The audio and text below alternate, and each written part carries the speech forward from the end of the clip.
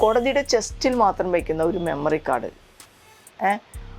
അത് എങ്ങനെയാണ് പുറത്തു പോകുന്നത്, അതിൻ്റെ ഹാഷ് വാല്യൂ ടാമ്പർ ആവുന്നത്. അതാണ് ഞാൻ ചെയ്ത കേസ് അതിജീവിതയ്ക്ക് വേണ്ടിയിട്ട്. ആ കേസ് ഞാൻ അതിഗംഭീരമായി വിജയിച്ചു. അവരുടെ വിചാരം എന്താണെന്ന് വെച്ചാൽ ഈ മെമ്മറി കാർഡ് കണ്ടവർ സീൻ കാണാനാണ് കണ്ടതെന്നുള്ളതാണ്. ഈ 6 പ്രതികളെ ശിക്ഷിച്ചില്ലേ, ആ എൻ്റെ ഫൈറ്റ് കൊണ്ട് മാത്രമാണ് ആ 6 പ്രതികൾ ശിക്ഷിച്ചത്. ആ മെമ്മറി കാർഡ് ഹാഷ് വാല്യൂ മാറിയ മെമ്മറി കാർഡായിരുന്നു മാർക്ക് ചെയ്തത്. ഏക തെളിവല്ലേ അത്? അതെ, അതായിരുന്നു മാർക്ക് ചെയ്തത്. കൗശൽ സാറിനെതിരെ ഒരുപാട് ആരോപണം ഉണ്ട്, അത് ചെയ്തത് ശരിയോ തെറ്റോ. അദ്ദേഹം ജഡ്ജായിരുന്ന സമയത്താണ് ഇത് കണ്ടു എന്നൊക്കെയുള്ള പറയുന്നത്. അതിൻ്റെ ടൈമാണ് എൻ്റെ പ്രശ്നം. രാത്രി 11 മണി എന്ന് പറയുന്നതാണ് അതിൻ്റെ പ്രശ്നം. ആക്രമിക്കുന്നവർക്ക് എന്തും പറയാം. അത് എന്നോടുള്ള എന്നെ പേഴ്സണൽ ഗ്രഡ്ജിൽ ആക്രമിക്കുന്നതാണ്. കിളിരൂർ കേസിൽ ഞാൻ മാത്രമാണ് ആ കുട്ടീനെ പോയി നേരിട്ട് കണ്ടത്. അപ്പോൾ വേദന കൊണ്ട് പൊളഞ്ഞിട്ട് കിടക്കുക. എന്നെ കാണാൻ സമ്മതിച്ചു ആ ഡോക്ടർമാർ. കാരണം ഞാനിങ്ങനെ ടി വിയിലൊക്കെ വരുന്നതുകൊണ്ടായിരിക്കും. പറവൂർ കേസ്, പറവൂര് കുട്ടിയുടെ അച്ഛൻ സുന്ദരിയായ കുഞ്ഞാണ്, മൈനറാണ്. 10ാം ക്ലാസ് പരീക്ഷ കഴിഞ്ഞിട്ട് അവൾ ജയിച്ചിട്ട് കുളിച്ച് തിരിച്ച് വരുമ്പോൾ സ്വന്തം പിതാവാണ് റേപ്പ് ചെയ്യണം. അന്ന് അവൾ എന്നോടൊരു ക്വസ്റ്റ്യൻ ചോദിച്ചു, ചേച്ചി ഒരുപാട് പ്രാവശ്യം എന്നെ കാണാൻ ശ്രമിക്കണമെന്ന് സാറ് പറഞ്ഞു. ഞാൻ ഇങ്ങനത്തെ ഒരു കുട്ടി ആയതുകൊണ്ടല്ലേ ചേച്ചി എന്നെ കാണാമെന്ന് ചോദിച്ചു. അന്ന് അവിടെ വെച്ച് ഞാൻ പൂർണ്ണമായി തകർന്നു പോയി. ഇന്ന് എന്നേക്കാളൊക്കെ എത്രയോ ഉയർന്ന് ഒരു സമൂഹത്തിൽ വില്ലയാണേ, ഏറ്റവും ടോപ്പായിട്ടുള്ള ആൾക്കാർ താമസിക്കുന്ന വില്ലയിൽ ഒരു BMW പോലും യാത്ര ചെയ്യാൻ കഴിയാവുന്ന രീതിയിൽ ആ കുട്ടി മാറിയിട്ടുണ്ടെങ്കിൽ അത് ഞാൻ കാരണമാണ്. അഡ്വക്കേറ്റ് TB മിനിയാണ് ഇന്ന് മലയാളം ഡയലോഗ്സിലുള്ളത്. TB മിനി എന്ന അഭിഭാഷകയെ ഇപ്പോൾ കേരളം കാണുന്നത് കൂടുതലും സൈബർ ആക്രമണങ്ങളാണ് ഒരു തലത്തിൽ ഒരു സൈഡിൽ കാണുന്നത്. അതിന് താഴെ വരുന്ന കമൻറ്റുകളാണ് നമ്മളെ ഏറ്റവും കൂടുതൽ അതിശയിപ്പിക്കുന്നത്. ഒന്ന് കേസില്ല വക്കീല, ഒന്ന് കഴിവുകെട്ട വക്കീല്. ഇങ്ങനെയുള്ള കുറേ നറേഷൻസ് TB മിനിക്കെതിരെ വളരെ വ്യാപകമായി പ്രചരിക്കുന്നുണ്ട്. പക്ഷേ ഈ മേഖലയിൽ നിൽക്കുന്ന ഞങ്ങളെപ്പോലെയുള്ള ആളുകൾക്കോ അല്ലെങ്കിൽ അഭിഭാഷകർക്കോ അല്ലെങ്കിൽ കേസുമായി ബന്ധപ്പെട്ട് അറിയുന്ന ആളുകൾക്കോ TB മിനി എന്താണെന്ന് പൊതുസമൂഹത്തിന് അറിയുന്നതിനേക്കാൾ കൂടുതൽ അറിയാമെന്ന് കരുതിക്കോളും. ആരാണ് TB മിനി എന്നൊന്ന് വളരെ ചുരുക്കത്തിൽ ഞാൻ പറയുന്നതിനേക്കാൾ കൂടുതൽ വളരെ നിസ്സഹായതയാണ്. എനിക്കറിയാം ഈ ചോദ്യം ഞാൻ ചോദിക്കുമ്പോൾ എന്നെ വ്യക്തിപരമായി വിഷമിപ്പിക്കുന്ന കാര്യമാണ്. പക്ഷെ എങ്കിലും അതൊന്ന് പൊതുസമൂഹം അറിയട്ടെ എന്ന് വിചാരിച്ചിട്ടാണ് ഞാൻ ഈ ചോദ്യം ചോദിക്കുന്നത്. ഞാൻ കേസില്ലാത്തൊരു വക്കീലല്ല. 1ാമത്തെ കാര്യം, അതിജീവിതയുടെ കേസുമായി ബന്ധപ്പെട്ടാണ് എനിക്കെതിരെ ഇങ്ങനെയൊക്കെ പറയണത്. ഞാൻ അതിജീവിതയ്ക്ക് വേണ്ടി ചെയ്ത കേസ് മെമ്മറി കാർഡിൻ്റെ കേസാണ്. ആ കേസിൽ അതിഗംഭീരമായ വിജയമാണ് എനിക്കുണ്ടായത്. എന്ന് പറഞ്ഞു കഴിഞ്ഞാൽ അത് ഇന്ത്യയിൽ തന്നെ ജുഡീഷ്യറിക്ക് ഇന്ന് വരെ ഇല്ല.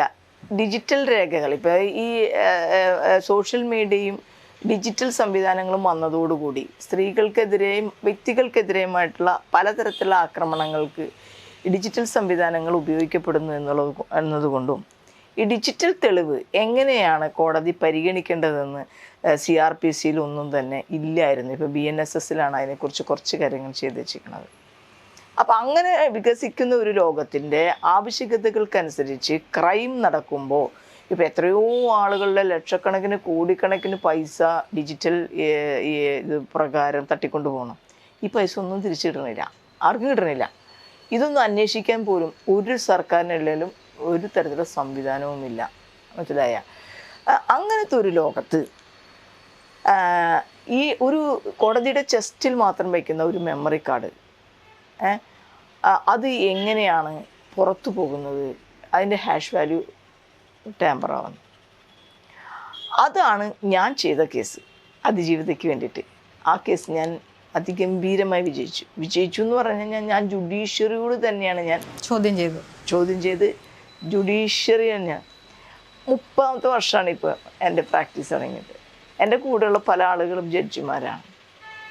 കൂടെ നമ്മൾ തോളത്ത് കൈയിട്ട് നടന്ന് ഒരുമിച്ച് ചായ കുടിച്ച് നടന്ന പല വക്കീലന്മാരാണെന്ന് ജഡ്ജിമാരായിരിക്കുന്നത്.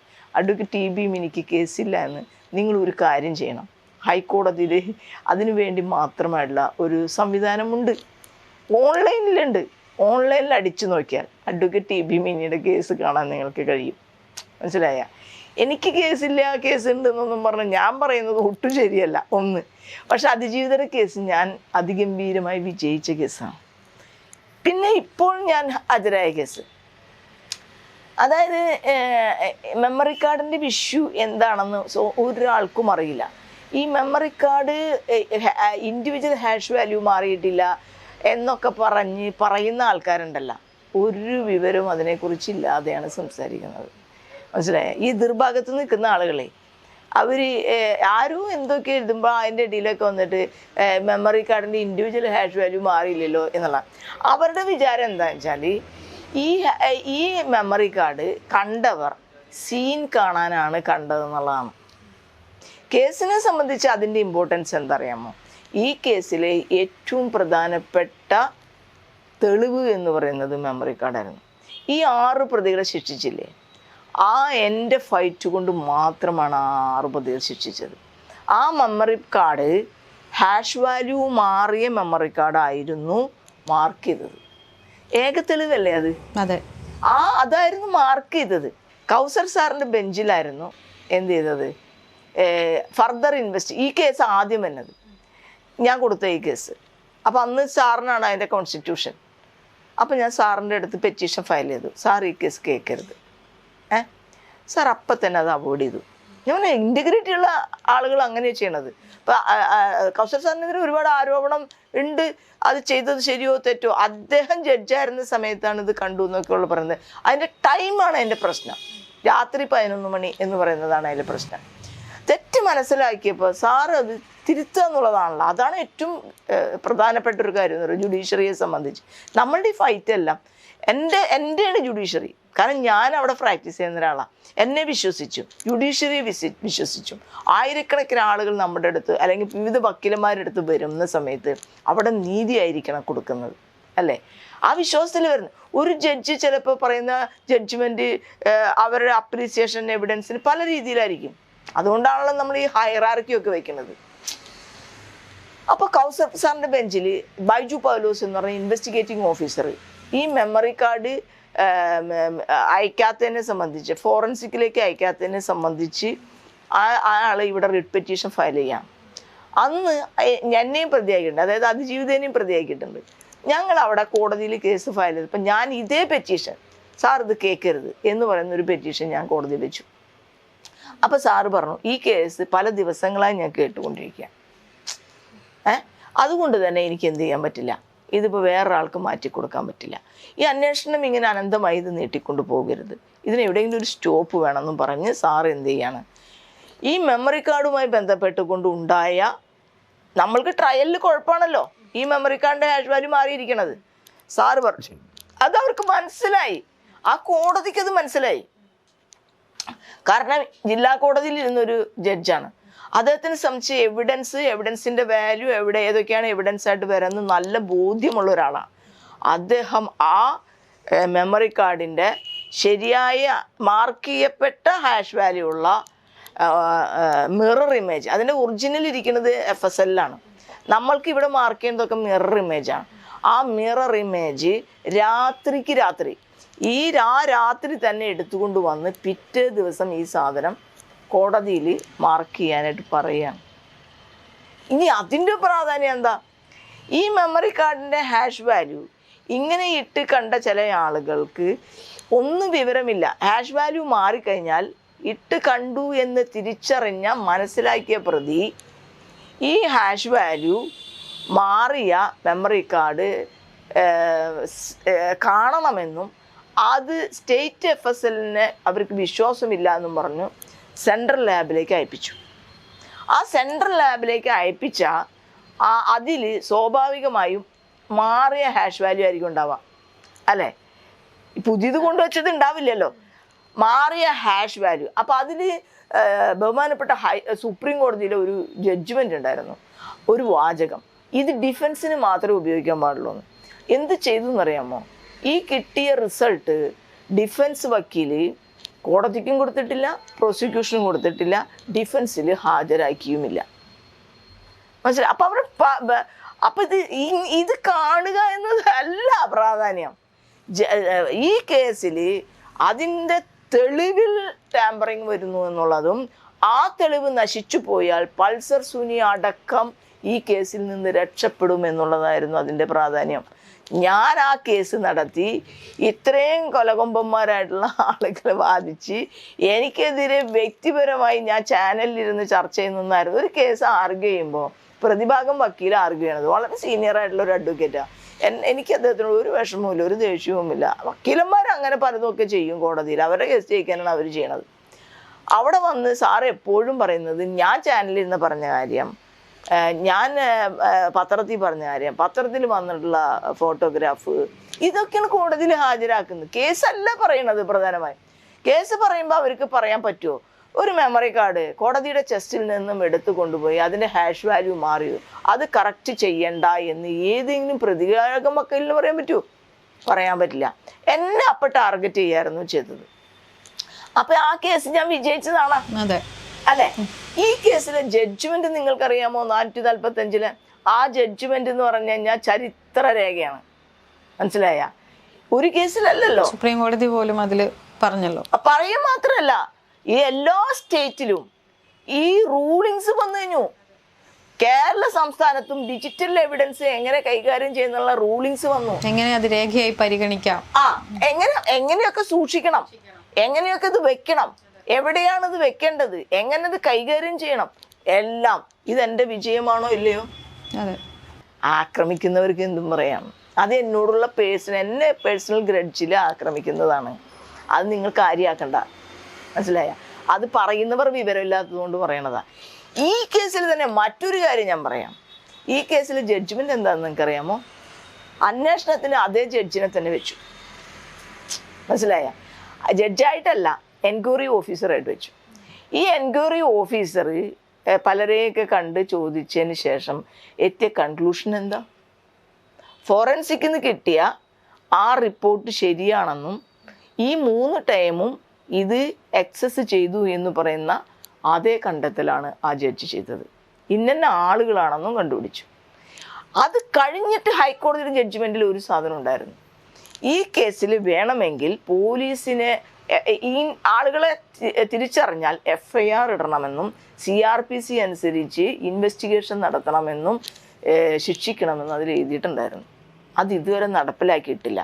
ഹൈക്കോടതിയുടെ ഒരു വിധി സാധാരണ രീതിയിൽ ഒരു ജില്ലാ കോടതികളും എന്ത് ചെയ്യില്ല, നടപ്പാക്കാതിരിക്കില്ല. കേരളത്തിൽ നിന്നല്ല, ഇന്ത്യയിൽ ഒരാൾക്കും അത് ചെയ്യാൻ പറ്റില്ല. മേൽക്കോടതിനെ അനുസരിക്കാതിരിക്കുമോ? ഒരു ചെറിയ പെറ്റീഷൻ്റെ കഷ്ണം, ഒരു ചെറിയൊരു ഓർഡർ, ഒരു സ്റ്റേ ഓർഡർ, എന്ത് വന്നാലും ജില്ലാ കോടതികൾ അതനുസരിക്കില്ലേ? അനുസരിക്കണം. ഞാനും നിങ്ങളും കോടതികളും എല്ലാം അനുസരിക്കണം. അതാണ് നിയമം.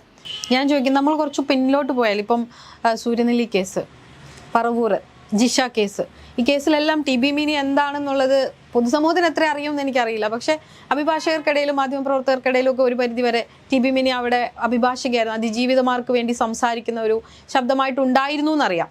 അപ്പോൾ ഈ സൂര്യനെല്ലി കേസിലുണ്ടായ സമാന അവസ്ഥ, പ്രബലരാണ്, രാഷ്ട്രീയ നേതാക്കന്മാർ അതിലുണ്ടായിരുന്നു, സമാന സാഹചര്യമുള്ള വലിയൊരു കേസാണ് ഇതും. ഇപ്പം ജിഷ കേസിൽ പറയുന്ന പോലെ അതുപോലെ ഒരു പ്രമുഖ സാന്നിധ്യം നമുക്ക് ഉണ്ടായിരുന്നില്ല. പക്ഷെ അതുപോലെയല്ലല്ലോ ഈ കേസ്. ഇതിൽ പ്രമുഖരായ ഒളിഞ്ഞിരിക്കുന്ന പല ആളുകളുമുണ്ട്.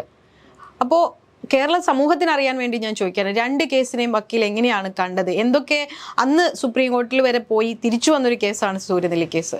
സൂര്യനെല്ലി കേസിൽ PJ കുര്യനല്ലേ ഉണ്ടായിരുന്നത്. പക്ഷെ അയാൾ അറസ്റ്റ് ചെയ്തില്ലല്ലോ. ഇല്ല, അയാൾ ആ കേസിൽ പ്രതിയായിട്ടുമില്ല. അയാളിന്ന് കോൺഗ്രസ്സിൽ തന്നെ ഉണ്ടോയെന്ന് എനിക്കറിയില്ല. പറഞ്ഞിട്ട് നടക്കുന്നത് മാത്രമേ ഉള്ളൂ. സൂര്യനെല്ലി കേസിൽ കേസായിട്ട് നടത്തിയത് ഞാനല്ല, അനിലയും ഭദ്രയുമാണ്. നമ്മളെല്ലാ അസിസ്റ്റൻസും കൊടുക്കുകയാണ് ചെയ്തത്. നമ്മൾ അന്നൊരു ടീം ഉണ്ടാക്കിയിരുന്നു. ആ ടീം അവർക്ക് എല്ലാ അസിസ്റ്റൻസും കൊടുക്കുകയാണ് ചെയ്തത്. ഞാൻ ഇതുപോലെ പുറത്തു നിന്ന് അതിനു വേണ്ടി ഫൈറ്റ് ചെയ്തിട്ടുള്ള ആളാണ്. ആ കേസിൽ ഞാൻ ചെയ്ത ഒരു കാര്യം, ഞാൻ അഡ്വക്കേറ്റ് അല്ലായിരുന്നു, മനസ്സിലായ ആ കേസിൽ. അപ്പോൾ എനിക്ക് കുറച്ചുകൂടി സ്വാതന്ത്ര്യമുണ്ട്. ഭദ്രയ്ക്ക് ആ സ്വാതന്ത്ര്യമില്ല. ഞങ്ങളൊരു ടീമാണ്. അതിലേറ്റവും കഷ്ടപ്പെട്ട ഒരാൾ അനില എന്ന് പറഞ്ഞ അഡ്വക്കേറ്റ്. പറയണല്ലോ, നമ്മൾ ഹിസ്റ്ററി പറയുമ്പോൾ പറയാതെ പോകുക. ഞാനല്ല ചെയ്തത്. എനിക്ക് വേണമെങ്കിൽ ഞാനാണെന്ന് പറയാം, ഞാൻ പറയില്ല. മനസ്സിലായി? വേറൊരാൾ ചെയ്ത പണി ഞാൻ പറയേണ്ട കാര്യമില്ല. പക്ഷെ ഞങ്ങളൊരു ടീം ഉണ്ടായിരുന്നു. ആ ടീം അവർക്ക് എല്ലാ സഹായം കൊടുത്തിരുന്നു. ആ കുട്ടീനെ പോയി ഞങ്ങൾ കണ്ടിരുന്നു. ഞങ്ങൾ എപ്പോഴും സഹായം കൊടുത്തിരുന്നു. ആ കുട്ടിയുടെ അച്ഛൻ മനസ്സിലായ മരിച്ചുപോയി. അദ്ദേഹത്തിനെ ഓർക്കുന്നത് നമുക്ക് പ്രയാസം. അപ്പോൾ ആ കേസിൽ ഇവിടെ ഒരു ജഡ്ജ്മെൻ്റ് ഉണ്ടായി, ജസ്റ്റിസ് ബസന്ത്. ഇന്നിപ്പോൾ നമ്മുടെ കേസൊക്കെ പല കേസുകളൊക്കെ അവിടെ നടത്തുന്ന ഒരാളാണ്. പക്ഷേ അയാൾ പറഞ്ഞൊരു വാചകമുണ്ട്, ആ കുട്ടിക്ക് വേണമെങ്കിൽ രക്ഷപ്പെടാമായിരുന്നു. മനസ്സിലായ? അതുണ്ടാക്കിയ മുറിവ് എന്ന് പറഞ്ഞു കഴിഞ്ഞാൽ ഇത്രയും ദിവസം കൂട്ടബലാത്സംഗം ചെയ്യപ്പെട്ടതിനേക്കാൾ അവർ കുട്ടിക്കുണ്ടായിട്ടുള്ള മുറിവാണ്. മനസ്സിലായേ? ഒരു ജുഡീഷ്യറിയിൽ നിന്ന് ഒരാൾ അങ്ങനെ പറയാന്ന് പറഞ്ഞത് അന്നത് വലിയ വിവാദമാവുകയും ചെയ്തു. എന്നിട്ട് ഞാൻ എന്താ ചെയ്തെന്നറിയാമോ? ഞാനും 4 പേരും, കമല സദാനന്ദൻ എന്ന് പറഞ്ഞൊരു കേരള മഹിളാ സംഘത്തിൻ്റെ ചേച്ചിയുണ്ട്, ഞാനും 2 പേരും ആ വിധി അയാൾ വന്ന ദിവസം ഈ ഹൈക്കോടതി ജംഗ്ഷനിൽ അയാളുടെ കോലം കത്തിച്ച ആളാണ് ഞാൻ. മനസ്സിലായേ? 4 പേരുള്ളൂ. ഞാനും ഇവർ 3 പേരും 250 പോലീസുകാരും ഞങ്ങൾ ഒരുമിച്ചാണ് ആ കോലം കത്തിക്കണം. അതിലൊരു കോമഡി ഉണ്ടായി. ആ കോമഡി നിങ്ങളെല്ലാവരും ട്രോൾ ചെയ്ത് കൊന്നതാണ് എന്നെ. ഞാൻ തീപ്പെട്ടി എടുക്കാൻ മറന്നുപോയി കത്തിക്കാൻ. കോലം കത്തിക്കാൻ തീപ്പെട്ടി വേണ്ടേ? തീപ്പെട്ടി എടുക്കാൻ മറന്നുപോയി. ഞങ്ങളെ ചുറ്റി പോലീസ് നിൽക്കുക. ഇതിൻ്റെ ഉള്ളിൽ നിന്ന് എങ്ങനെ പോയിട്ട് നമ്മൾ തീപ്പെട്ടി പിന്നെ സംഘടിപ്പിക്കും? വിടറില്ല പുറത്തേക്ക്. എന്നിട്ട് ഞാനൊരു പോലീസുകാരനോട് ചോദിച്ചു, സാറേ ലൈറ്റർ ഉണ്ടോ? സത്യസന്ധമായിട്ട് പറയട്ടെ, നമ്മുടെ പോലീസിൽ എത്രയോ നല്ല മനുഷ്യരുണ്ടെന്ന് പറയുന്നു. അയാളെനിക്ക് ലൈറ്റർ തന്നു. അങ്ങനെയാണ് ഞങ്ങളെ കോലം കത്തിക്കുന്നത്. അതിൽ നിങ്ങൾ മീഡിയകളെല്ലാം മീഡിയ ഉണ്ട്, അതുകൊണ്ട് അവർ മുഴുവൻ ട്രോളി. അപ്പൊ അത് ചെയ്യാൻ കേരളത്തിൽ ധൈര്യം ഉണ്ടായ 4 പേരുണ്ടായുള്ളൂ. ഞങ്ങൾ അറസ്റ്റ് ചെയ്തു. എന്നോട് പറഞ്ഞേ കത്തിച്ച അറസ്റ്റ് ചെയ്യുന്നു പറഞ്ഞു. അപ്പം ഞാൻ ചോദിച്ചു, അനന്തലാൽ എന്ന് പറഞ്ഞ CI അദ്ദേഹം സെൻട്രൽ സ്റ്റേഷൻ. ഞാൻ പറഞ്ഞു ചവിട്ടിക്കുട്ടിയെ കുഴപ്പമുണ്ടാവുമോ? അപ്പം അയാൾ ചിരിച്ചു. പക്ഷെ ഞങ്ങൾ ചവിട്ടിക്കുട്ടല്ല ചെയ്തേ, കത്തിക്കുക തന്നെ ചെയ്ത്. അത് കേരളത്തിലെ ചരിത്രമാണ്. മനസ്സിലായ? നിങ്ങൾ മനസ്സിലാക്കണം, ഈ 4 സ്ത്രീകളെ എല്ലാവരൊക്കെ വലിയ നിർവ്വഹണ വർത്താനൊക്കെ പറഞ്ഞിട്ടുണ്ട്, അതിനോട് പ്രതിഷേധിച്ചിട്ടുള്ളൂ. മനസ്സിലായേ? പിന്നീട് ഞങ്ങൾ ആ കുട്ടിയെ പോയി കണ്ടു. അവർക്ക് ജോലി ഉണ്ടായിരുന്നു. അവർ സ്ഥലമൊന്നും ഒരിക്കലും പറയാൻ പാടില്ലല്ലോ, ഒരിക്കലും പറയാൻ പാടില്ല. ഞങ്ങൾ പോയി കണ്ടു, ഞങ്ങൾ ആശ്വസിപ്പിച്ചു, ഞങ്ങൾ ഒരുമിച്ചുണ്ടെന്ന് പറഞ്ഞ് വിധി വന്നതിന് ശേഷം അത് റിട്ടേൺ വന്നു. ആ വിധിയുടെ ചരിത്രം നിങ്ങൾ നിങ്ങൾ ഓരോരുത്തരും പഠിക്കണം. ജസ്റ്റിസ് KT ശങ്കരൻ, മനസ്സിലായ? അദ്ദേഹം 7ാം കോടതിയിൽ ജഡ്ജ്മെൻറ്റ് പറയുകയാണ്. ഞങ്ങളൊക്കെ വീർപ്പടക്കി നിൽക്കുകയാണ്. അദ്ദേഹം പറഞ്ഞ ഒരു വാചകം, അദ്ദേഹം പറഞ്ഞത്, ഒരു പെൺകുട്ടിക്ക് അവളറിയാതെ അവളുടെ സമ്മതമില്ലാതെ ആരെങ്കിലും സ്പർശിച്ചാൽ, എന്തെങ്കിലും സെക്ഷലായിട്ടുള്ള ഒഫൻസ് ചെയ്താൽ മരണം വരെ അത് ഹോണ്ട് ചെയ്യുമെന്ന് അദ്ദേഹം പറയണം. ഇത് കേട്ടിട്ടുണ്ടല്ലോ, എൻ്റെ കണ്ണിൽ നിന്ന് കണ്ണീര് ടക്കടക്കാന്ന് വീഴുക. സ്ത്രീകൾക്ക് പറയാൻ പറ്റില്ലടോ അത്. എത്ര നല്ല രീതിയിൽ ആ ജഡ്ജി ഒരു സ്ത്രീ സമൂഹത്തിനെ മനസ്സിലാക്കിയെന്ന് നിങ്ങൾ തിരിച്ചറിയണം. മനസ്സിലായ? ഇതൊക്കെ കേരള ഹൈക്കോടതിയുടെ ഹിസ്റ്ററിയാണ്, അതും ഹിസ്റ്ററിയാണ്. മനസ്സിലായ? ഹൈക്കോടതികളെയും ജഡ്ജിമാരെയും എല്ലാവരെയും നമുക്ക് ഒരേപോലെ കാണണ്ട. എൻ്റെ കോടതിയാണത്. മനസ്സിലായ? ഞാൻ ഫൈറ്റ് ചെയ്യണത് എൻ്റെ കോടതിയുടെ നന്മയ്ക്കും ഈ രാജ്യത്തെ മുഴുവൻ ജനങ്ങൾക്കും വേണ്ടിയാണ്. അല്ലാതെ എൻ്റെ മാത്രം താല്പര്യമോ അതിജീവിതയുടെ മാത്രം താല്പര്യമോ അല്ല. മനസ്സിലായില്ലേ? അങ്ങനെയാണ് സൂര്യനെല്ലി കേസ്. അടുത്ത കേസ് ഏതാണെന്ന് എനിക്ക് ചോദിക്കാനുള്ള കിളിരൂര് കേസ്. അതായത് കിളിരൂര് കേസിൽ ഞാൻ മാത്രമാണ് ആ കുട്ടീനെ പോയി നേരിട്ട് കണ്ടത്. കോട്ടയത്ത് ഒരു ഹോസ്പിറ്റലിൻ്റെ പേരൊന്നും നമുക്ക് ഇപ്പം റെലവൻ്റ് അല്ല, സ്വകാര്യ ഹോസ്പിറ്റലാണ്. അവിടേക്ക് അയാളെ മാറ്റിയത് തന്നെ അയാളെ കൊല്ലാനാണെന്നുള്ള ആരോപണം ഉണ്ടായിരുന്നു. മനസ്സിലായ? അതിന് VS അച്യുതാനന്ദനൊക്കെ ഒരു കേസാണത്. ഞാൻ ആ കുട്ടിയെ പോയി കാണുകയാണ്. അപ്പോൾ വേദന കൊണ്ട് പൊളഞ്ഞിട്ട് കിടക്കുക. എന്നെ കാണാൻ സമ്മതിച്ചു ആ ഡോക്ടർമാർ. കാരണം ഞാനിങ്ങനെ TV-യിലൊക്കെ വരുന്നതുകൊണ്ടായിരിക്കും. പൊളയാണ്. അപ്പോൾ ആ കുട്ടി അവസാനം പറഞ്ഞ വാക്കതാണ്, ചേച്ചി വേദന കൊണ്ട് വയ്യ. അതായത് ഇവിടെ സർജറി എടുത്തിട്ടേ ഭയങ്കര പഴുപ്പായി പോയി. മനസ്സിലായ? എനിക്ക് സഹിക്കാൻ പറ്റണില്ല ചേച്ചി എന്ന് പറഞ്ഞു. ആ വാക്കാണ് അവസാന വാക്ക്. പിറ്റേ ദിവസം കുട്ടി മരിച്ചു. ഞാൻ വെറുതെ വിട്ടില്ല. മനസ്സിലായ? ആ കേസിൻ്റെ പുറകെ ഞാൻ പോയി. അത് CBI അന്വേഷിച്ചു.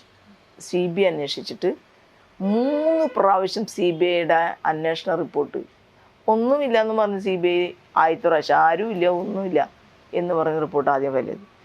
പിന്നെ കുറച്ചൊക്കെ ആഡ് ചെയ്തിട്ട് പിന്നെ റിപ്പോർട്ട് ചെയ്തു. അത് ഞാൻ തള്ളിച്ചു. 3 പ്രാവശ്യം എറണാകുളം CJM കോടതിയിൽ ആ കേസിൻ്റെ CBIയുടെ കുറ്റപത്രം ഞാൻ തള്ളിച്ച് എല്ലാ പ്രതികളെയും നിയമത്തിൻ്റെ മുന്നിൽ കൊണ്ടുവന്ന ഒരാളാണ് ഞാൻ. എൻ്റെ കയ്യിൽ നിന്നേ പൈസ പോയിട്ടുള്ളൂ.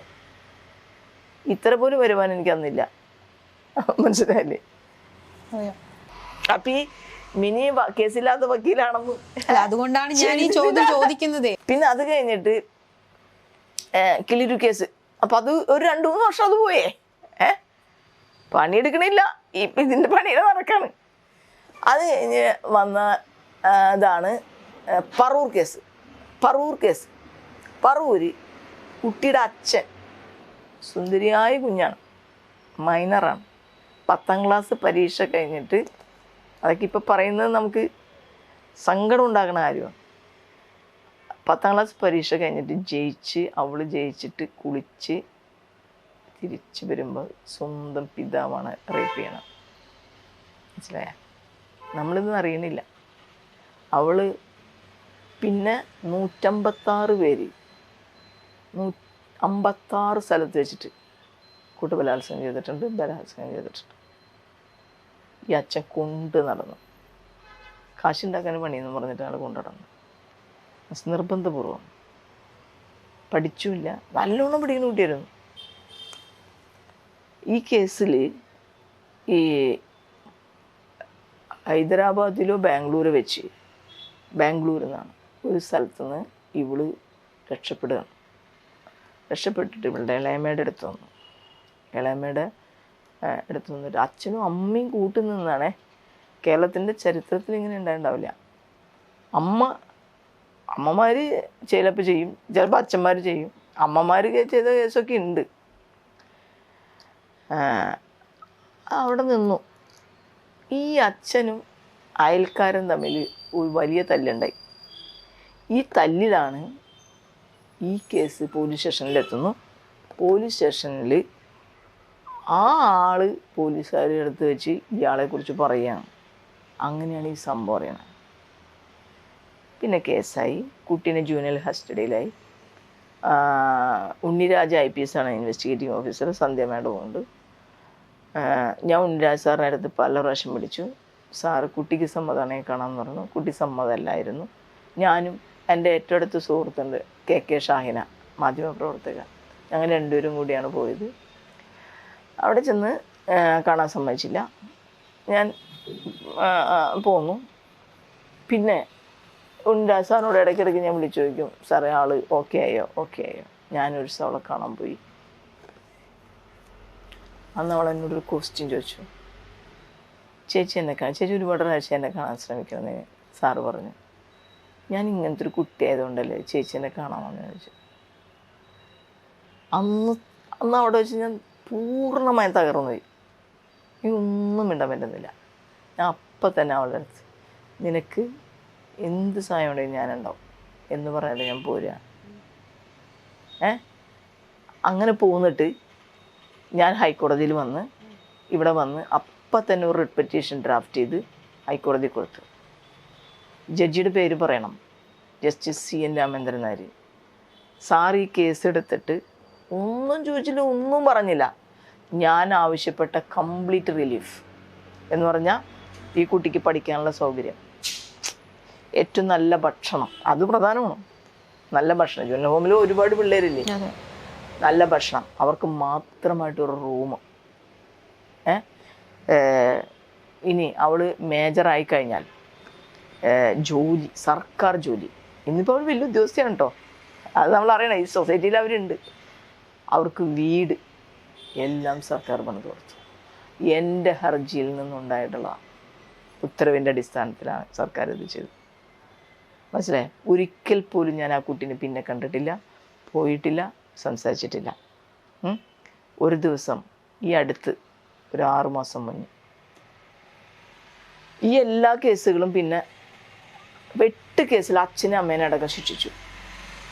എൻ്റെ ഏറ്റവും അടുത്ത സുഹൃത്തായിട്ടുള്ള ഒരാളാണ് അന്ന് ഞാൻ PP ആയിട്ട് നിന്നത്, മനസ്സിലായ.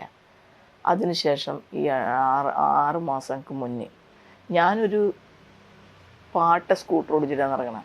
ഈ നഗരത്തിൽ സ്കൂട്ടറേ പറ്റൂ, കാർ കൊണ്ടിടക്കാൻ പറ്റില്ല. ഇപ്പം ഞാൻ പറഞ്ഞില്ലേ, ഇന്നലെയൊക്കെ ആളുകൾ അന്വേഷിച്ചു ഒന്ന് മര്യാദയ്ക്ക് മുടിയെങ്കിലും കെട്ടി നടക്കണോ എന്ന് പറഞ്ഞ് ചീത്ത പറഞ്ഞുകൊണ്ടാണ് ഞാനൊരു മുടി കെട്ടിയത്.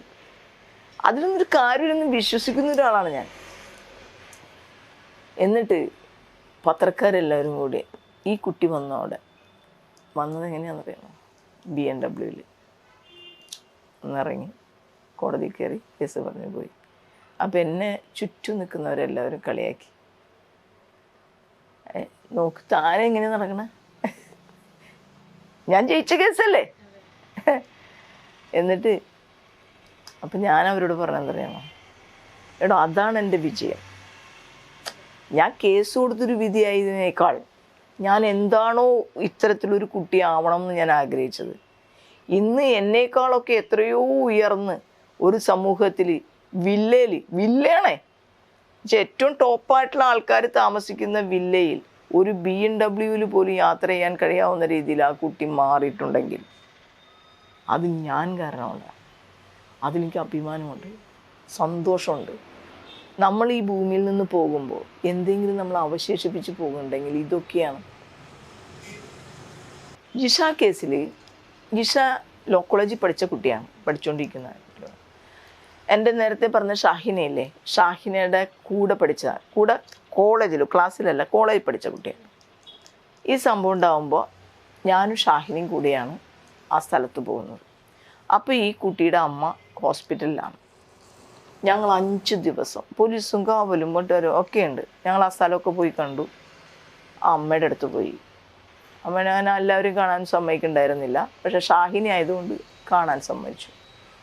5 ദിവസം ഞങ്ങൾ ആ അമ്മയുടെ അടുത്ത് തന്നെയായിരുന്നു.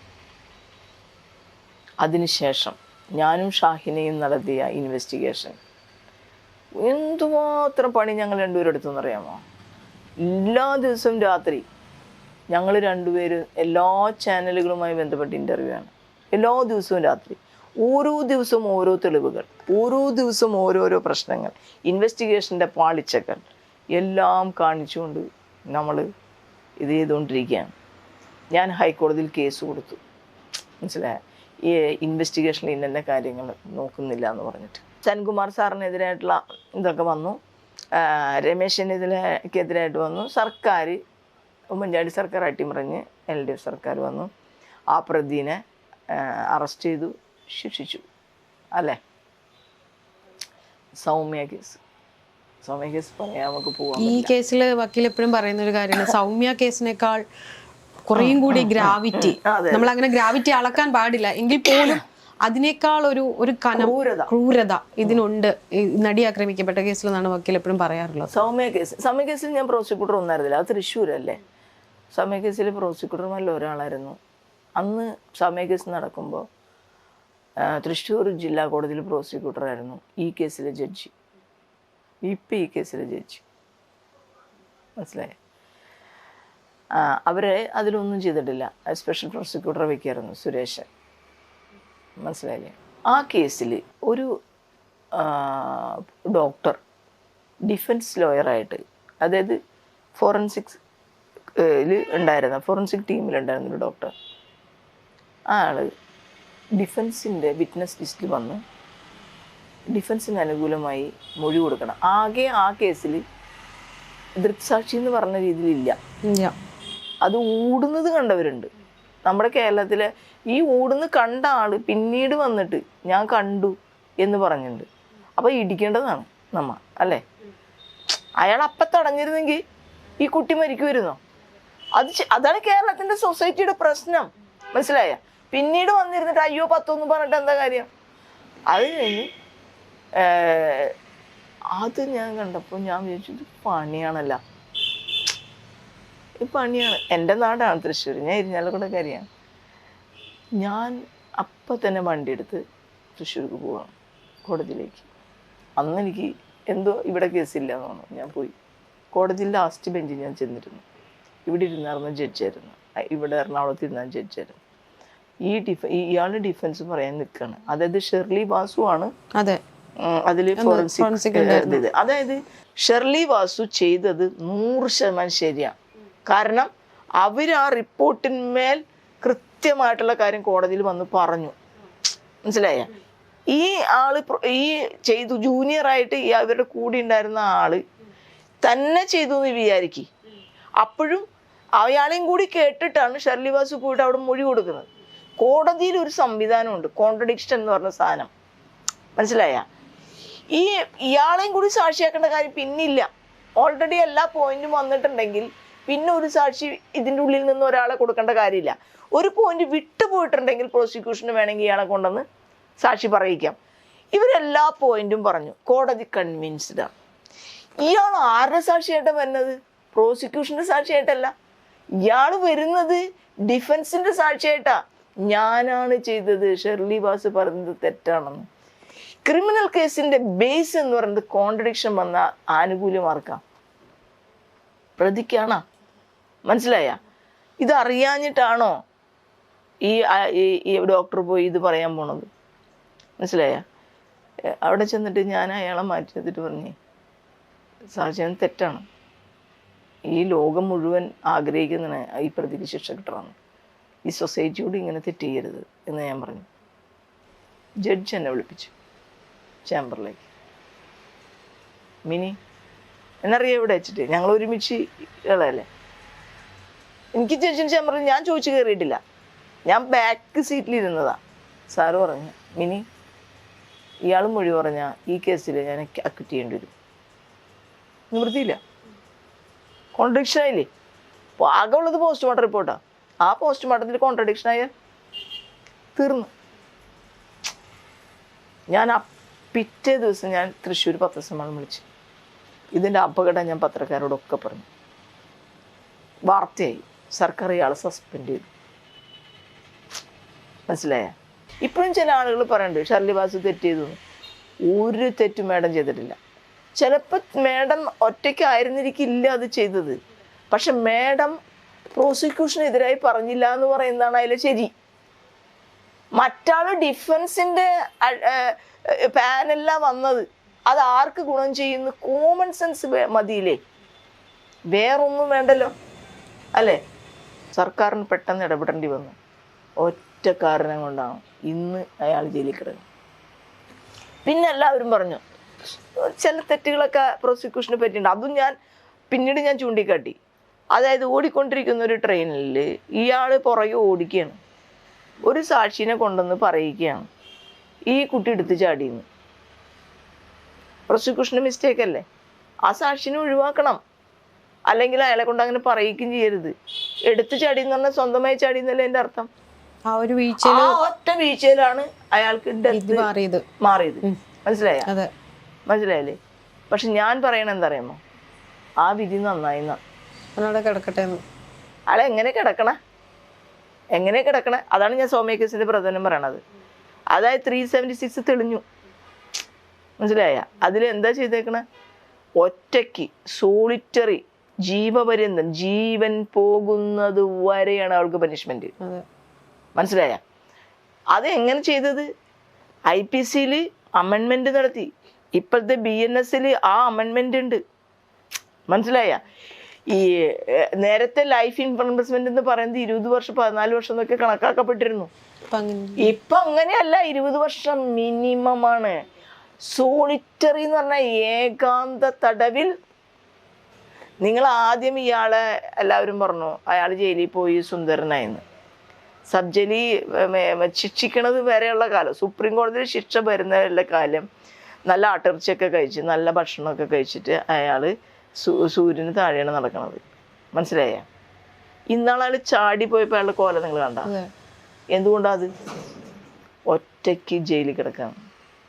ആ പനിഷ്മെന്റ് ഈ കേസിൽ കൊടുക്കുന്നതിന് യാതൊരു തടസ്സവും കോടതിക്കില്ല. കാരണം കോടതി ഫൈൻഡ് ചെയ്തില്ലേ, കൂട്ടബലാത്സംഗം, തെളിവ് സഹിതം.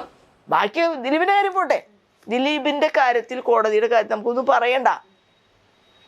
ഇത് ഈ പണിഷ്മെന്റ് കൊടുക്കണോ? അത് കോടതി കൊടുക്കാൻ ബാധ്യസ്ഥയല്ലേ. ഇനി ഇവൻ ഇത് കിട്ടുമോ? അതും കിട്ടില്ല. ബിക്കോസ് അയാൾ 8 വർഷം കിടന്നു. ജയിലിലെ കലണ്ടർ അനുസരിച്ച് 26 ദിവസം കണക്കാക്കുള്ളൂ. അപ്പം 4 ദിവസം കണക്കാക്കി ഈ 8 വർഷത്തിൻ്റെ വരുന്ന സമയത്ത് 10 വർഷമായി അയാൾ. ബാക്കി 10 വർഷമായി അവന് കിടക്കേണ്ടതുള്ളൂ. അതിൻ്റെ ഇടയിൽ പരോള് കിട്ടും, ചിലപ്പോൾ സെൻറ്റൻസ് സസ്പെൻഡ് ചെയ്യും. അങ്ങനെയൊക്കെയുള്ള കാര്യങ്ങൾ. എന്തായിരുന്നു ഈ പ്രതിക്ക് കിട്ടിയ ശിക്ഷ? നമുക്ക് അവിടെ വിയോജിപ്പ്. അഡ്വക്കേറ്റ് ടി ബി മിനിക്ക് കേസില്ലാത്ത വക്കീലല്ല.